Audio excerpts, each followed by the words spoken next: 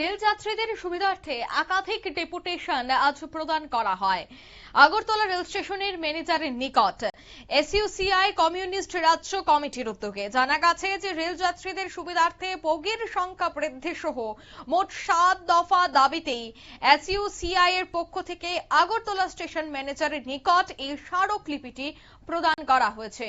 এদিনের এই স্মারকলিপি প্রদানে একদিকে যখন বর্তমানে বগি সমস্যা এবং আমরা সম্প্রতি দেখতে পেয়েছি যে বগি কমিয়ে দেওয়ায় যাত্রীদের যাতায়াতে অনেকটাই দুর্ভোগ পোহাতে হচ্ছিল, এমনকি রেল যাত্রীরা তারা সড়ক অবরোধ পর্যন্ত করেছিল।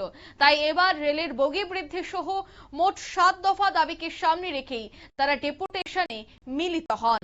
এ বিষয়ে কি উঠে আসছে, কি বলছেন তারা, শোনাবো।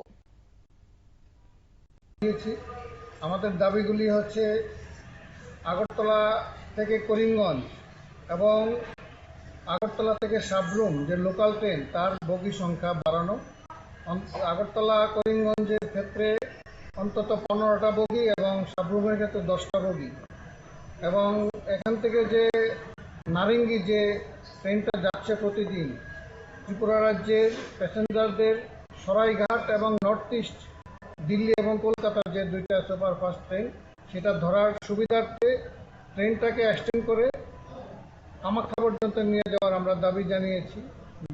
যাত্রীদের নিরাপত্তার দাবি জানিয়েছি এবং আমরা দাবি জানিয়েছি ধর্মনগর শিলচর ধর্মনগর সকাল বিকাল যে ট্রেনটি পূর্বে ছিল সেটা পুনরায় প্রতিদিন যাতে চালু করে।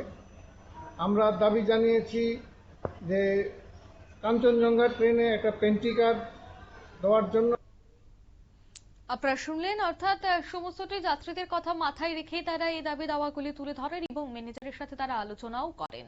তবে এখন তাদের যে দাবি দাওয়া তুলে ধরা হয়েছে সে দাবি দাওয়ার যুক্ত রয়েছে কিনা বা সেই দাবি দাওয়ার কতটা বাস্তবায়ন ঘটে সেটা অবশ্য সময় বলবে।